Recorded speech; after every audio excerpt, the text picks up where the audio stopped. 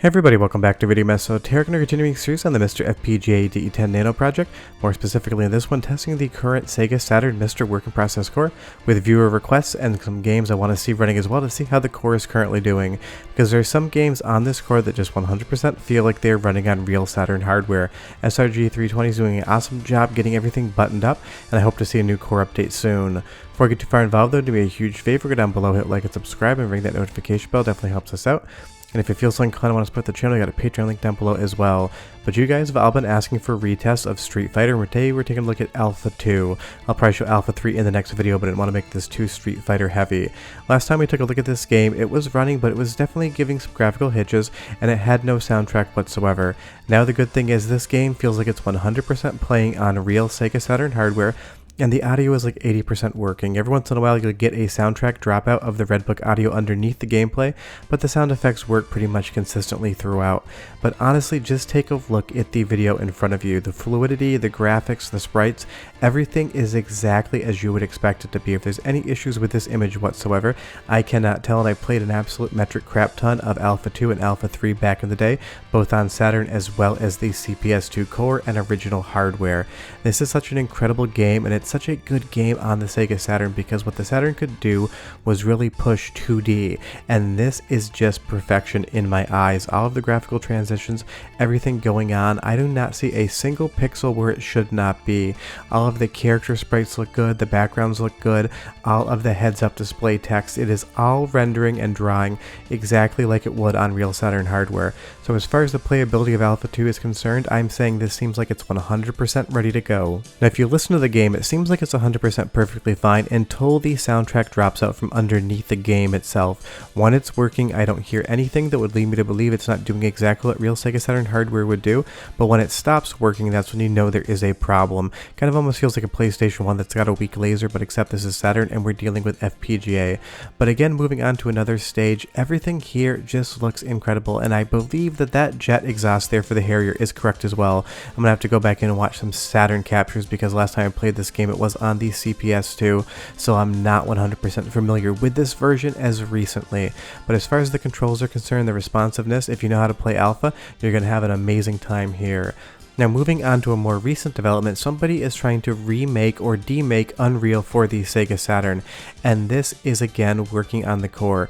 You're going to see some graphical glitches, but it's hard to say when the core is not working and when this alpha of this demo is not working. But even seeing Unreal draw in the Sega Saturn is incredible. No, I'm not going to say it's Unreal, that would be too dad of a joke even for me. But moving around in the world of Unreal and seeing it run on the Sega Saturn with those pseudo lighting effects just 100% works. You have these shadows when these explosions happen, you get this lighting on the wall. Almost feels like something that developers of Power Slave or Duke Nukem 3D lobotomy software would have done on the Sega Saturn back in the day had they been given the rights to unport Unreal to that hardware. And as you see this shot go down the hallway, you will see the hallway light up. There's going to be a few graphical glitches here and there, but again, not sure where that starts and where that stops between the core and this not being a finished product. But as you move around, the fluidity is there, and a lot of people did ask about this one as well because the Sega Saturn demo scene, modders and new game makers is definitely getting better on the Saturn, and tools like MiSTer FPGA are going to help people more experiment with the hardware. You don't have to have a flash card for your Saturn, you don't have to have an optical disc emulator, you can just pop something on MiSTer and rip it and see what happens, and that is going to be really fun for developments in the future, at least I think. Believe me, comment down below and tell me if you think I'm right on that one. And of course, like every video, I'm going to be doing some more testing, so leave me some requests down below.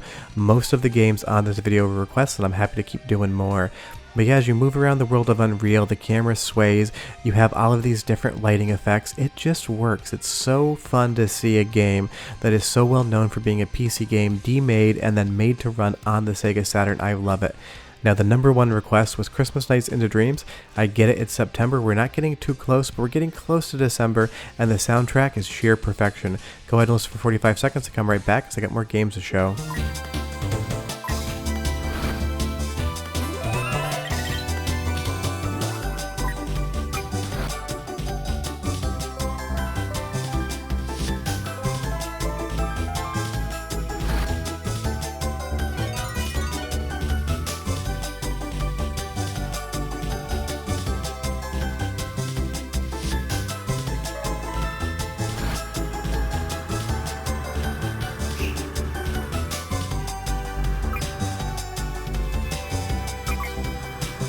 Just a little something to get into the upcoming holiday season vibes, and all the sound effects, all the music are just there. Everything sounds exactly as I remember Christmas Nights into Dreams playing, and I play this pretty much every other Christmas, so I've done videos on it in the past for holiday specials. This just seems like the Christmas Nights into Dreams I know, love, and remember back from the 90s and back from pretty much every other year. It's so much fun to see this. I'm so glad so many people wanted to see it as well, because a lot of people ask about Nights into Dreams, but it's always refreshing for people to know about the Christmas version, because this was basically just a free demo that Sega made available to people back in the day, and I absolutely love it. It 100% makes me think of Christmas. As we go into the boss fight here, just take a look at the graphics. I don't see any issues with it whatsoever. All of the 3D models are drawing. There doesn't seem to be any issues with it whatsoever. Now, I'm going to admit it, Christmas Nights into Dreams and Nights into Dreams never had the best 3D graphics of its generation, but what it did with the colorways, with all of the different creatures that's in the game, it does just work. And here on the current core, it does look like I remember. As you come around here and that giant dragon just has his mouth open, this is the game I know, love, and remember, and you can play it on the core today, no issues whatsoever. Now moving on to another viewer request is Fighters Mega Mix, because where else can you fight as a giant bear that has absolutely no animation whatsoever? He just pivots from the center, all of his moves are locked to one axis, it basically does nothing, and it is absolutely hilarious. Sega loved doing this stuff back in the day, hidden characters in racing games and fighting games, and Fighters Mega Mix is no different. It basically takes Fighting Vipers, Last Bronx, Virtual Fighter, and mashes them all together. I love this here. The bear basically just pivots and drop kicks Tokyo straight through that fence, and the animation when he wins is one of the funniest things on any Sega console ever, in my opinion. If you think of something better, tell me down below, but you win, and then we just get this bear moving around on a 3D axis. It is amazing. It's comedy gold. Now, as far as the controls and everything else in this game, this is another one that just feels like it 100% works. The speed is there. Now, if you see these interlacing lines, don't forget Saturn had a high resolution mode that allowed for a higher resolution at the cost of interlacing. So some of these lines here are just what it looks like when you put that into an HDMI signal.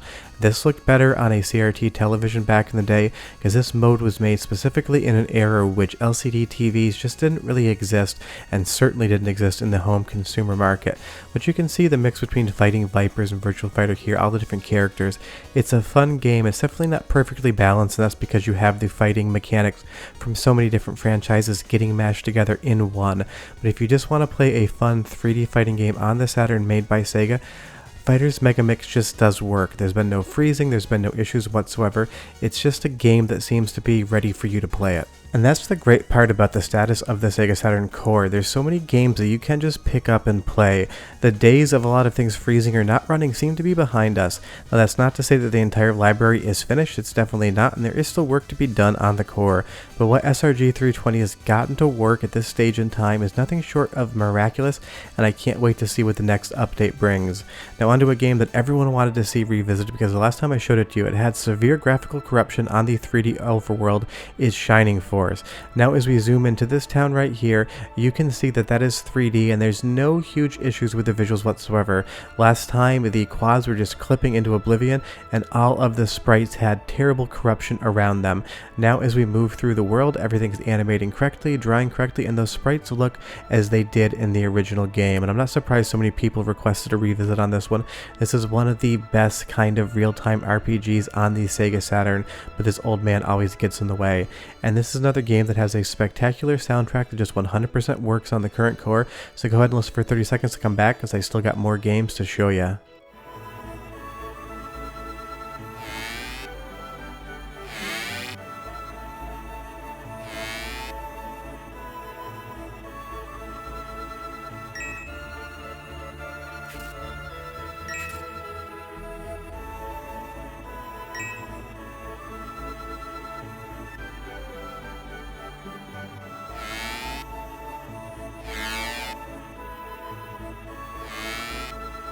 From the music to the sound effects, that all just seems right. This is such a fun game. I'm really not surprised you all wanted to see it again. It's so much fun to see the improvements.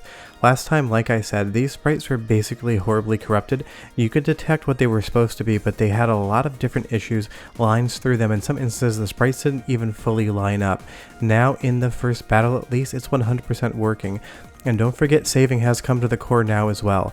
I don't know, this game might freeze 5-10 hours into the future and you may not be able to finish it, so I don't recommend you 100% try to go for a playthrough, but now with saving, at least you can attempt it.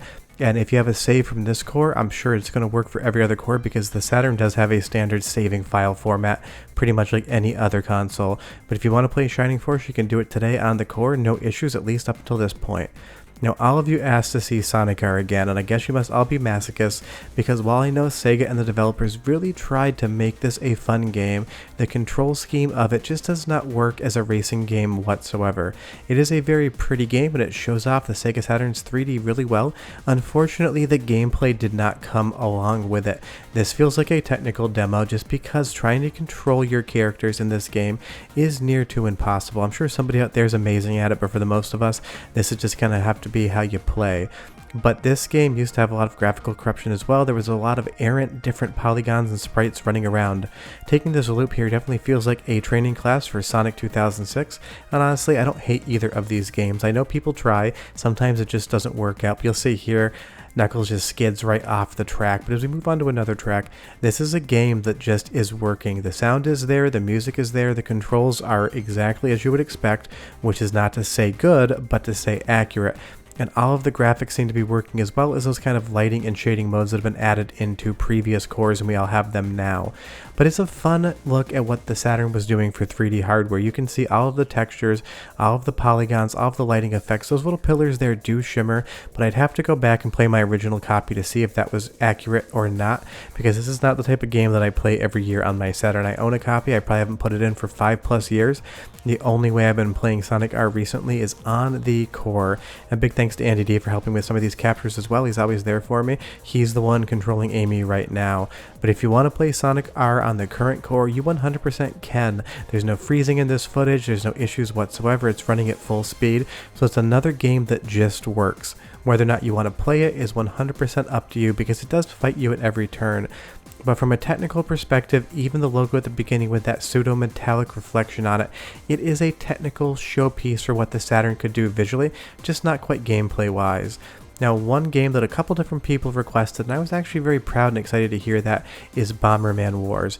Now, everybody knows Saturn Bomberman as being the best Bomberman game of all time, but pretty much nobody ever mentions Bomberman Wars, and that's because while it is a Bomberman game, this is a tactical RPG that takes place on a board. You either love this genre or hate the genre, but King Bomberman here, you gotta love him. And leave me a comment down below and tell me if you played this game or not, because I would be curious. It is not a game I hear mentioned very often, but it should be, because all you need to do is move around the board, plant bombs, and wait until they blow up and try to kill your enemies. But of course it is a Bomberman game, so it has a really fun soundtrack as well. Go ahead and listen for like 35 seconds, and I'll come back and close out the video, because I got more to show you.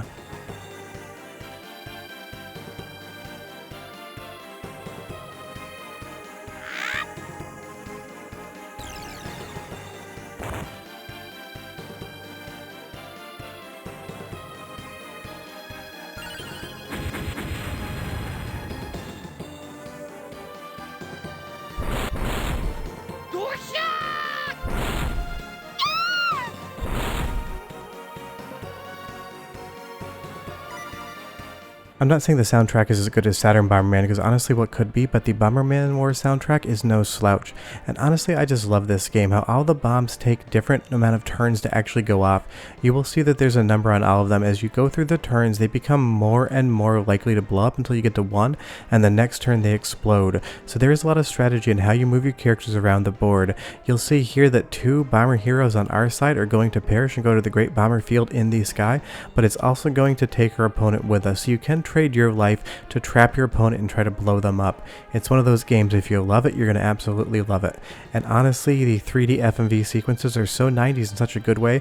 There's so many different permutations of Bomberman and Bomber Girl here, different priests, Bombermen, knights, peasants. The entire run of the Bomber universe is here, and if you're as big of a Bomberman fan as I am, you're going to 100% love playing something like this. It's got charm, it's got personality, and it's got a lot of challenge as well. Once you get to later levels, it really is going to break your brain trying to figure out how to win. And honestly, any game with King Bomberman, 100% for me. But that's the current slate of Sega Saturn tests. If you want to hear something different on the next video, leave me a comment down below. I'm happy to do fan requests. But hopefully next time we see a new core update, some new games are starting to work, because we have a lot of things that play, save, and you can finish, but there are still some games out there that either work like 50% of the time or don't work whatsoever. But short of that, that's what you can play on Sega Saturn this week. Leave me a comment down below if you have any questions, but I will be back next week with more MiSTer, and I'll have video rest of the week as well. But the video is over. It's the time to go play Saturn. See you next time. Bye-bye.